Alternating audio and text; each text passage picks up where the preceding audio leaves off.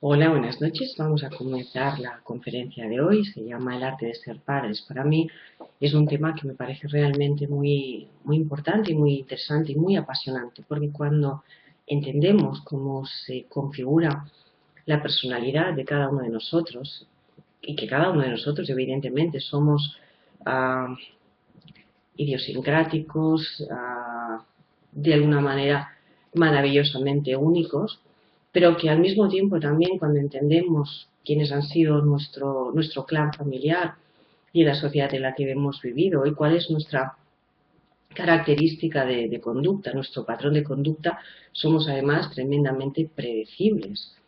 Por lo tanto, cuando hablamos del arte de ser padres, cuando hablamos de entender al niño, también estamos hablando del arte de conocernos a nosotros.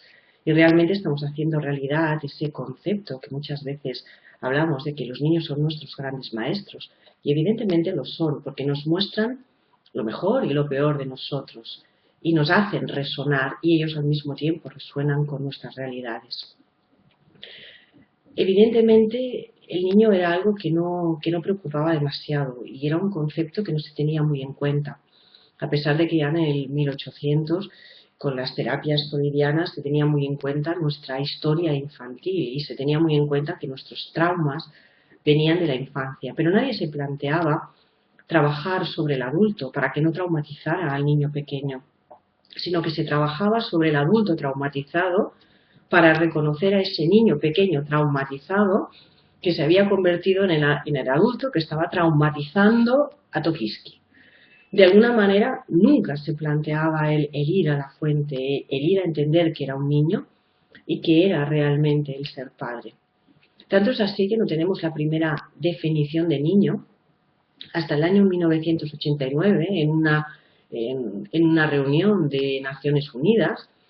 Y además de lo más fuerte de todo, no se ha vuelto a dar ninguna otra definición más oficial por ninguna entidad de lo que es un niño. Sigue siendo válida hoy en día, en el año 2014, esta misma definición. Y se hace la definición de niño en función de su utilidad en el trabajo. Y nos dicen, el niño será aquel que no trabaja y que incluso no puede. No tiene que trabajar. Ciertamente se le puede hacer trabajar, pero dado que se considera que su saber no vale nada, a esto se le denominará ponerlo en aprendizaje. El niño no podrá hacer un contrato social con validez porque no se le considera comprometido por su palabra. O sea, fijaros que en ningún momento hemos dicho qué es edad de niño, qué edades consideramos que aún se es niño. No hablamos de las características de un niño, sino que simplemente le damos en función a un contrato mercantil y a una utilidad funcional de sociedad. Por lo tanto, realmente cuando hablamos de la protección del niño, en el 50, en el 80% de las veces, en el siglo pasado, estábamos hablando de protección laboral, pero no estamos hablando realmente de lo que es un niño, de lo que es bueno para un niño, de lo que necesita un niño. Ha sido ya llegando al siglo XXI, cuando realmente teorías pertenecientes a filósofos también del siglo pasado han empezado a tener peso y hemos empezado realmente a considerar y analizar qué es un niño.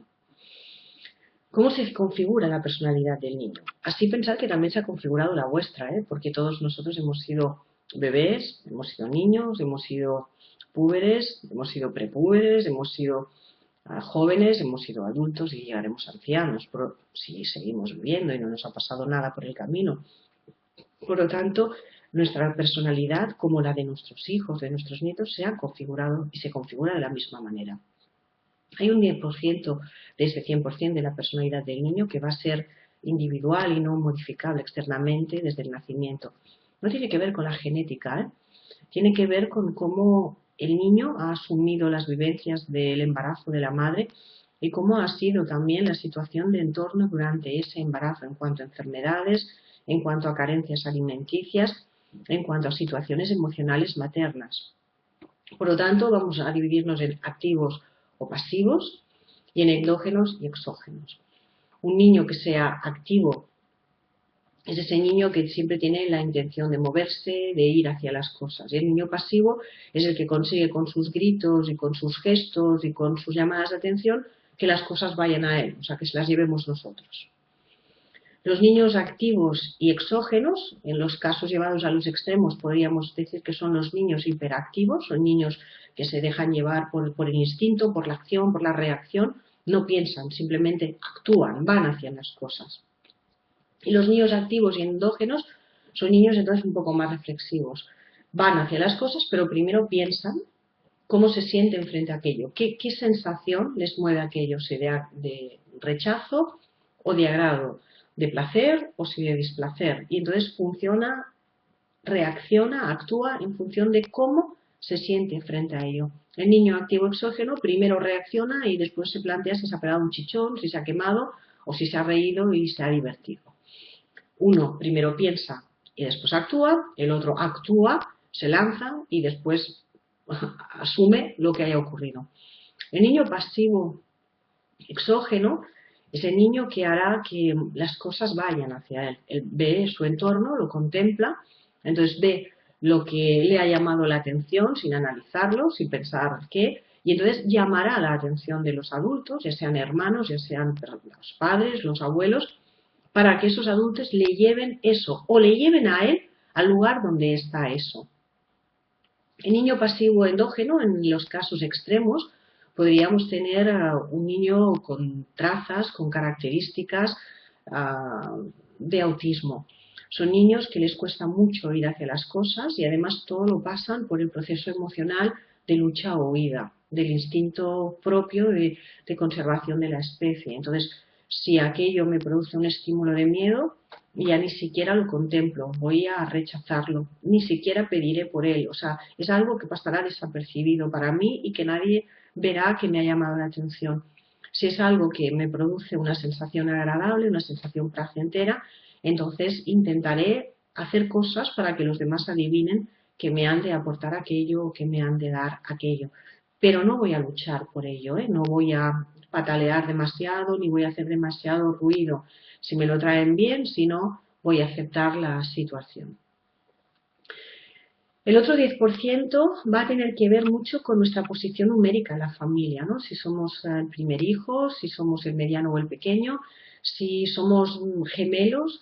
¿Por qué? Porque la segunda parte que va a tener que ver y a marcar mi actitud frente a la vida va a ser mi relación de tipo horizontal, de tipo iguales. Por lo tanto, si mi hermano mayor ya ha ocupado un puesto de responsable, de que cuando los padres lo miran, lo aceptan así de entrada y lo adoran y todo lo hace bien y los abuelos también, yo ese papel no lo puedo ocupar para llamar la atención de mis padres. Entonces, o tengo que ser un niño enfermo, somatizar toda mi ansiedad, o tengo que ser un niño miedoso, o tengo que ser un niño que reaccione liando la parda para que entonces, aunque solo por la bronca o por el grito o por el bofetón que me puedan soltar, que no digo que sea correcto lo del bofetón, pero suele ocurrir, voy a llamar la atención, voy a conseguir que ese padre, esa madre, esos dioses que configuran mi mundo interior, me miren, Dios sepa que existo. El niño no sabe lo que está bien de lo que está mal, el niño tantea, prueba. Para él todo son situaciones neutras. El portarse bien como los padres quieren es simplemente una situación, no quiere decir que sea lo bueno o lo malo. O el hacer las cosas ordenadamente, equilibradamente, es porque de entrada al niño le sale así, porque es activo o pasivo, o porque es endógeno, o porque es exógeno. Pero no es que él sepa cómo se han de hacer las cosas, sino que él prueba las cosas y aquello que le da resultado para llamar la atención del padre o de la madre es lo que seguirá repitiendo una y otra vez. Si lo que llama la atención es ser desordenado, el niño será desordenado y no se planteará si eso es bueno o es malo. Simplemente aquello le da resultado para que su padre o su madre le presten atención. Si el niño, el ser ordenado, le sirve para que le alaben, para que le tengan en cuenta, es lo que va a hacer. ¿Qué marca la diferencia? Es que cuando el niño es ordenado pasamos de él, o se porta bien pasamos de él, y cuando está haciendo las cosas mal, entonces le prestamos atención porque nos saca de nuestro centro, nos pone nerviosos y nos enfadamos. El niño simplemente ha probado captar nuestra atención. Lo que le ha funcionado, sea adaptativo o desadaptativo después cuando sea mayor, es lo que va a utilizar.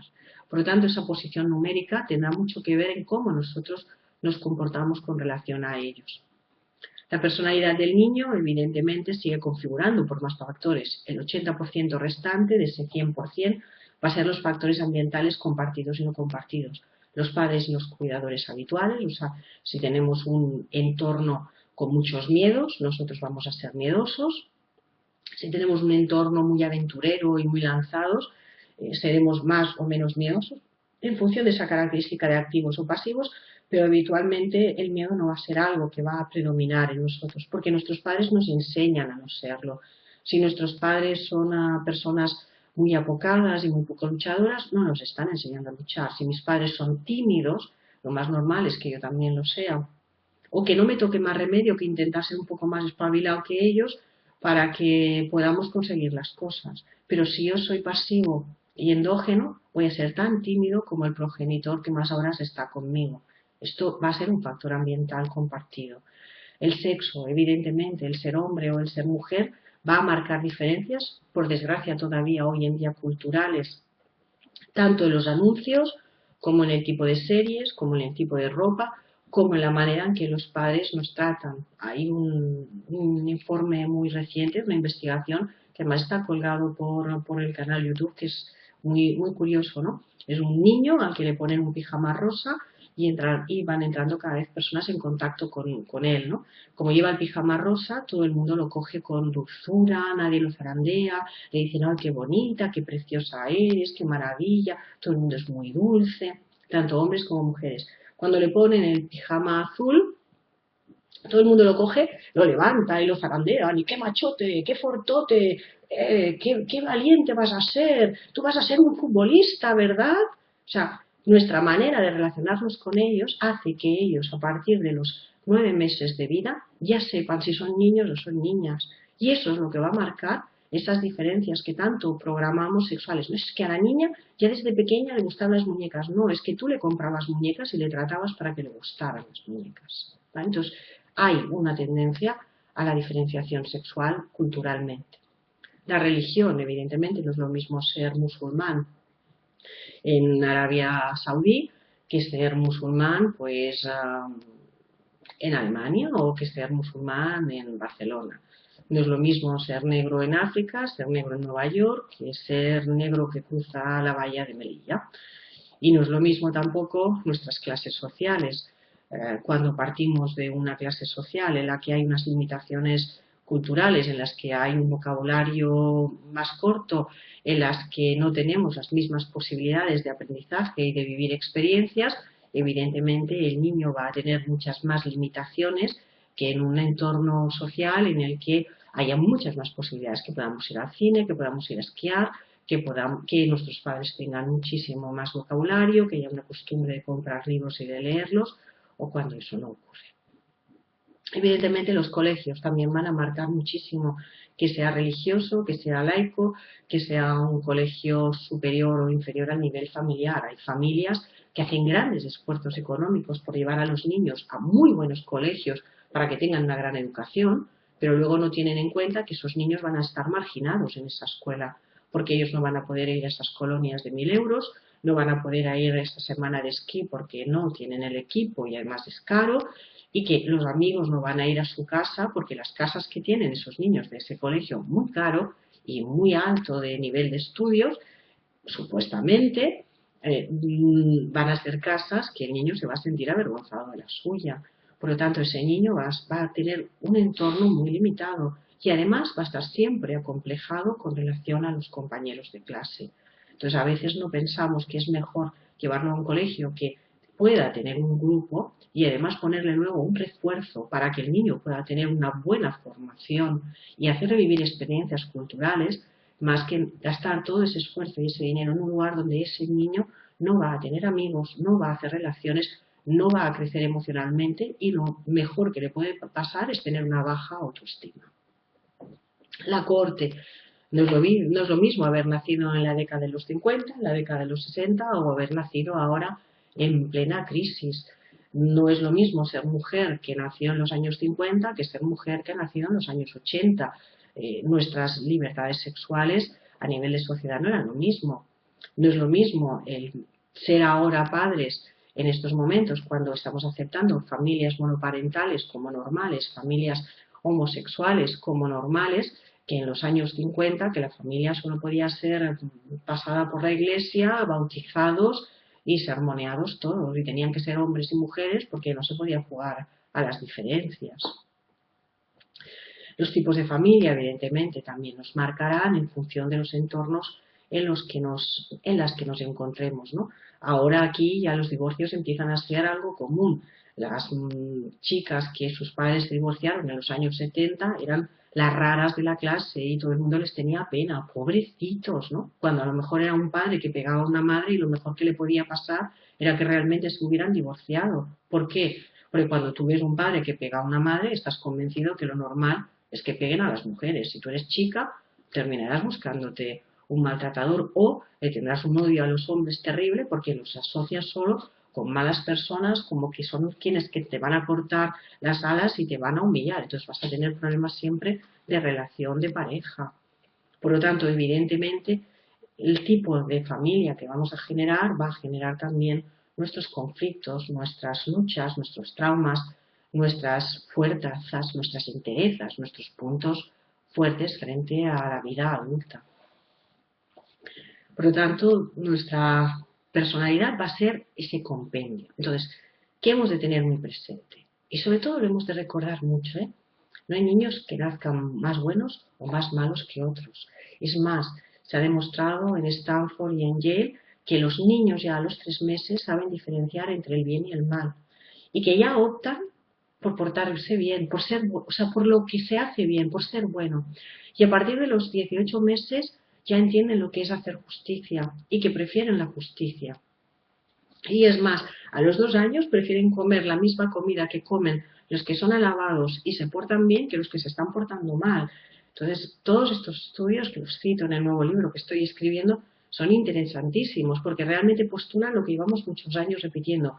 Los niños nacen buenos por naturaleza. Esa crueldad que les ceñimos muchas veces en clase es el resultado de lo que ven en casa y es el resultado de lo que les estamos educando a nosotros.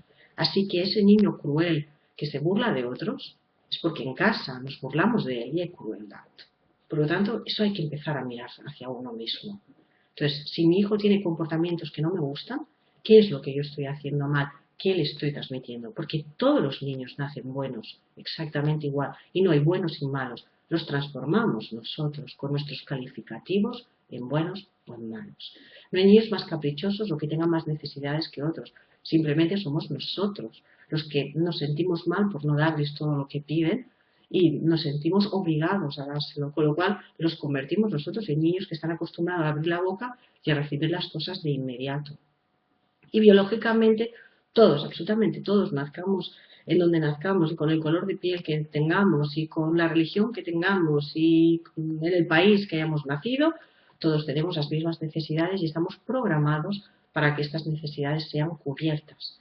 Y esta es la finalidad de la vida, que realmente los niños en su ciclo vital, que es de los 0 a los 20 años, tengan esas necesidades emocionales, esas necesidades de cuidados, esas necesidades físicas cubiertas.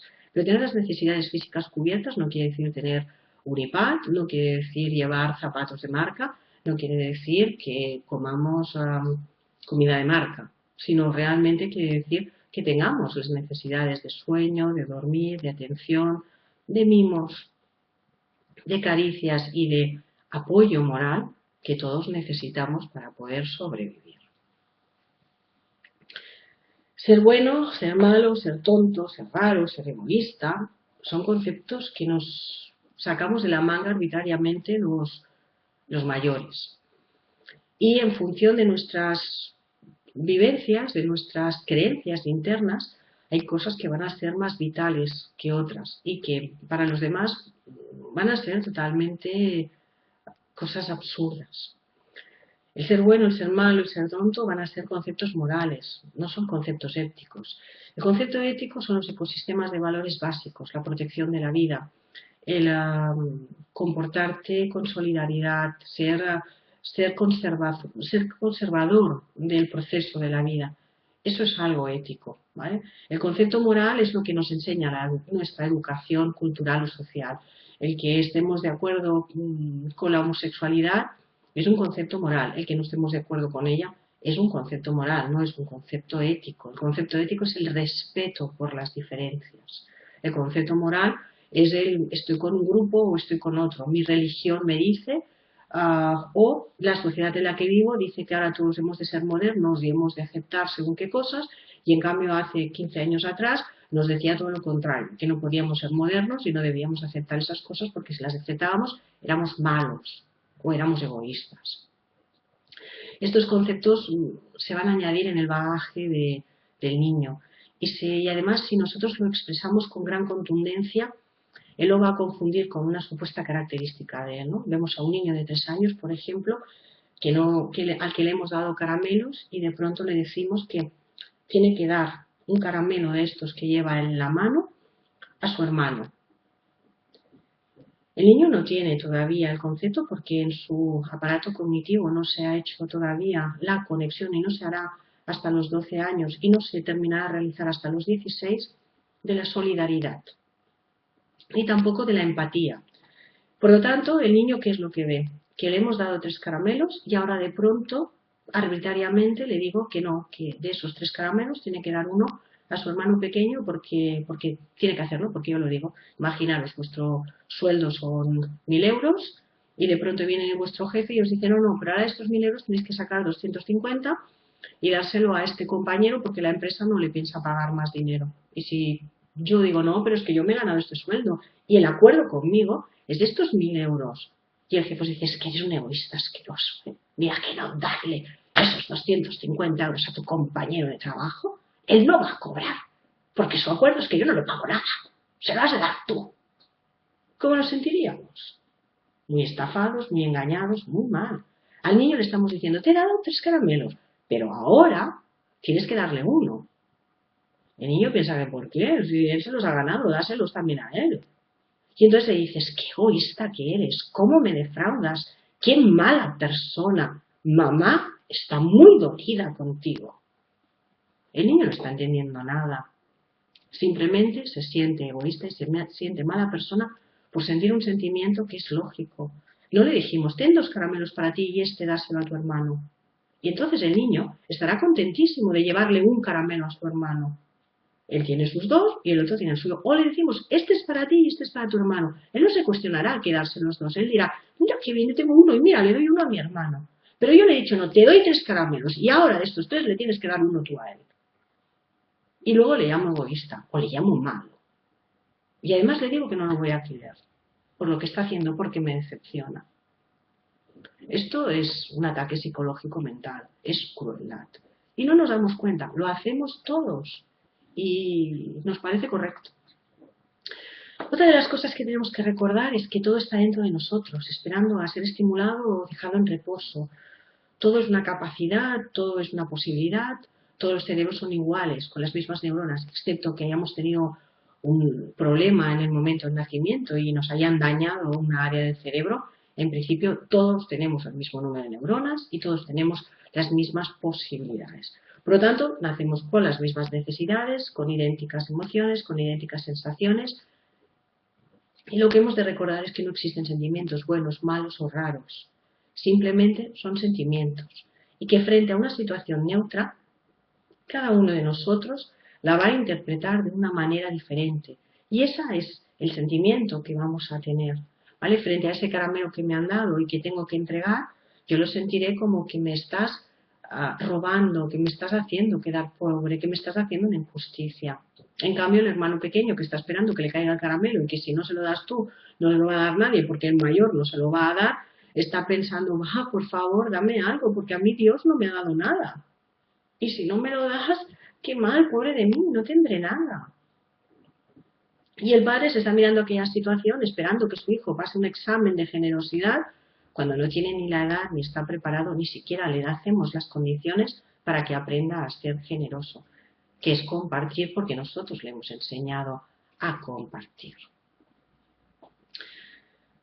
¿Qué ocurre? Pues bueno, que hay familias enfermas y hay familias sanas. ¿Qué quiere decir familia enferma? Quiere decir esas familias que generamos comportamientos y conductas de nuestro entorno que llevan a que los niños realmente no puedan crecer con autoestima, no puedan crecer con seguridad personal. ¿Cuáles son las características de las familias enfermas? Pues una de las características es suscitar odio entre las personas que componen esa familia, sembrar desesperación, emanar angustia persecutoria y crear mentiras y confusión. Ahora vamos a ver las funciones positivas y luego entraremos un poquito en detalle de todo esto. Las familias sanas, ¿qué harán? Generar amor. ¿Qué estimularán? Que sus miembros piensen. ¿Qué fomentarán? La esperanza, todo se puede solucionar. ¿Qué harán los adultos? Contener el sufrimiento, no extenderlo para que realmente los niños vivan cosas sencillas, cosas normales como auténticos dramas enormes. Hay una frase de Mahatma Gandhi que a mí me gusta mucho porque yo entiendo la psicología de esta manera, además, y entiendo la humanidad de esta forma. Y es que la verdadera educación consiste en obtener lo mejor de uno mismo. Pero realmente, ¿cómo puede obtener ese mejor de uno mismo? Y es estudiando el mejor libro que hay, que es el de la humanidad. Cuando entiendo las relaciones entre las personas, los juegos de poder y qué son los juegos de amor, puedo entender cómo sacar lo mejor de mí, cómo ayudar a que los demás puedan sacar lo mejor de ellos. Eso es lo que deberían realizar las familias sanas. Eso es lo que deberíamos conseguir en la escuela, lo que deberíamos conseguir como sociedad, lo que deberíamos conseguir como seres humanos. Evidentemente, la pareja es el problema central porque es el núcleo de una familia. Una familia no existe si no hay una pareja. Y normalmente el que haya o no haya la pareja, dado la sociedad la que tenemos, va a construir también el núcleo real de la familia que cree. Esa madre que no tiene un padre, pero que no lo tiene para su hijo, no por elección propia, sino porque esa persona, después de comprometerse en ese embarazo, se ha marchado, nos ha dejado ahí tirados. Esa persona va a mostrar a su hijo ese sentimiento de falta, ese sentimiento de tristeza, porque ese hijo no tiene un referente masculino. Por lo tanto, ahí hay una pareja en la que uno de los sujetos está ausente. Entonces, la pareja va a ser siempre dos subjetividades con sus deseos, con sus éxitos, con sus fracasos personales, con sus conflictos y también al mismo tiempo con su complementariedad y con su oposición. Va a ser siempre una dialéctica además existencial cuando existen hijos, ¿no? Cuando entramos en ese conflicto de yo no quiero vacunarlos porque me da terror lo que he leído sobre las vacunas, tengo miedo a que pueda producirle algún tipo de enfermedad o de reacción, y en cambio el otro considera que no vacunarlos es una irresponsabilidad total y porque no cree en la homeopatía y porque no cree en otras alternativas. Ahí tenemos un conflicto, ahí hay una oposición, no hay una complementariedad. Por lo tanto, ¿qué ocurrirá en esos momentos? Uno de los dos va a ceder y puede ser que siempre ceda el mismo y eso nos vaya a terminar haciendo acumular rencores, y los rencores y la frustración nos produce estimular venganzas. Por lo tanto, haremos que nuestro hijo vea todas aquellas cosas que no nos gusta de ese otro progenitor.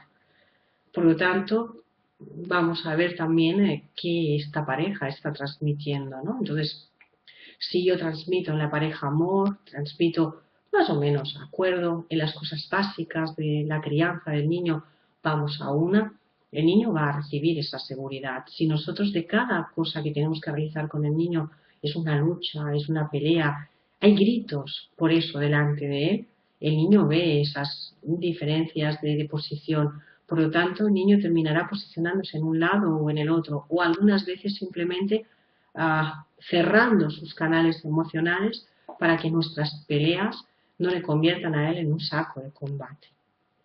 Por lo tanto, tenemos que seguir muy conscientes de que ser padre significa realmente amor.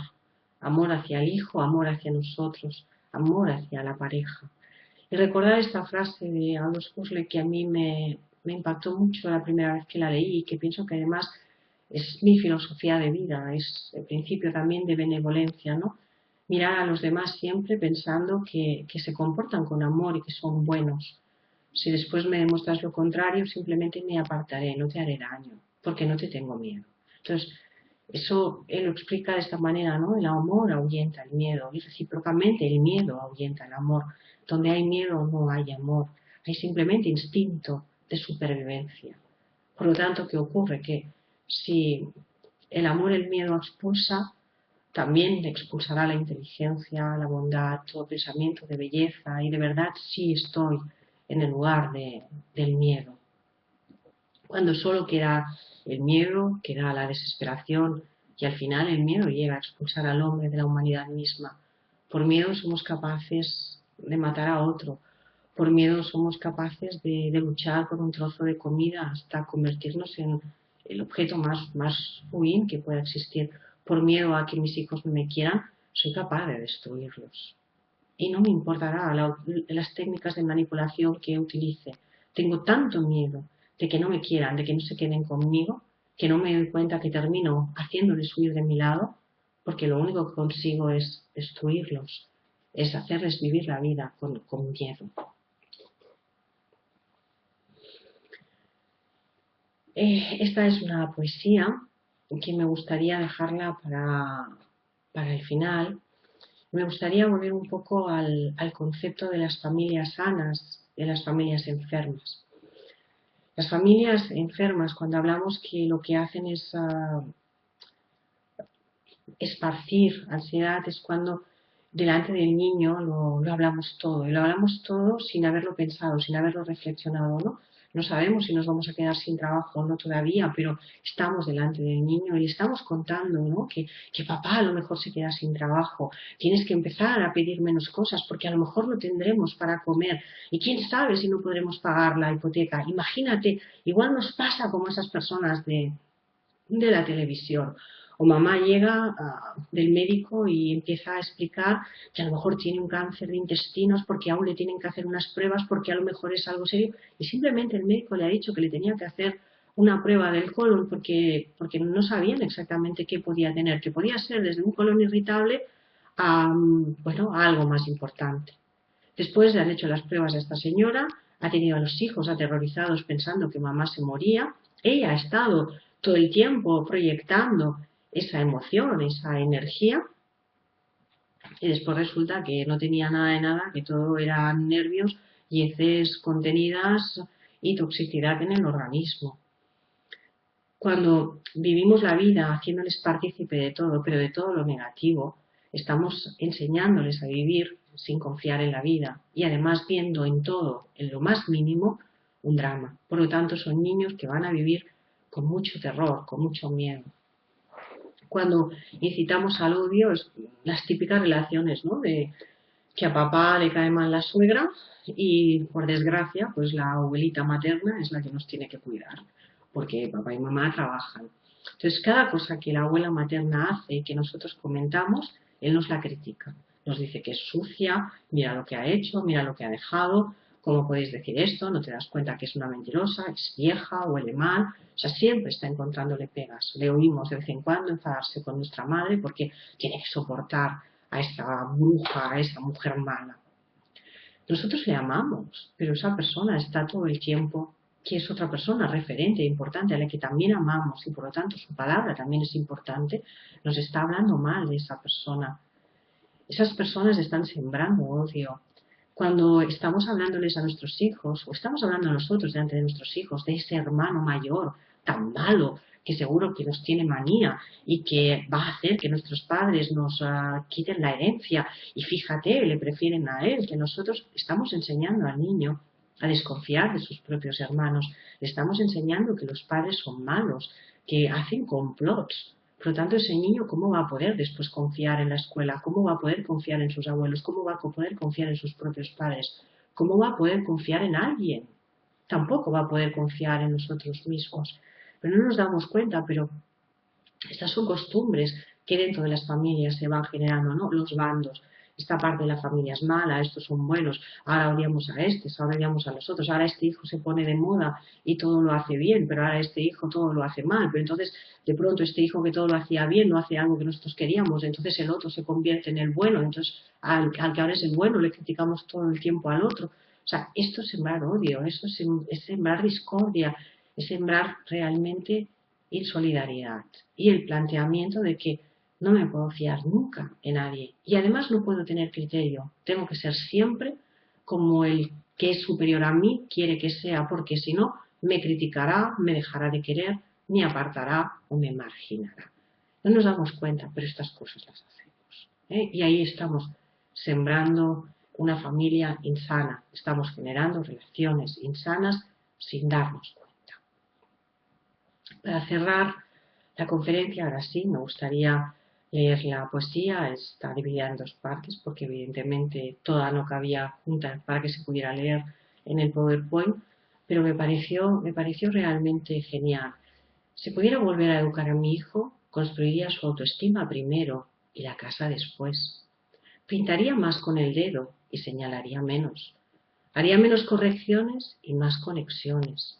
Apartaría los ojos del reloj y los utilizaría para mirar. Me interesaría por saber menos y aprender a interesarme más. Haría más excursiones y volaría más cometas. Dejaría de mostrarme seria y jugaría más en serio. Atravesaría más campos y contemplaría más estrellas. Daría más abrazos y menos tirones de orejas. Vería el árbol en el fruto más a menudo. Sería menos firme y afirmaría mucho más. Enseñaría menos sobre el amor al poder y más sobre el poder del amor. Esta poesía la escribió Diane Lumans cuando se estaba muriendo de un cáncer y se dio cuenta de todo lo que se había perdido, luchando y corriendo detrás de una vida de cosas y cómo se había perdido a sus hijos y que no los podría volver a recuperar, ni podría proyectarlo más tarde con sus propios hijos.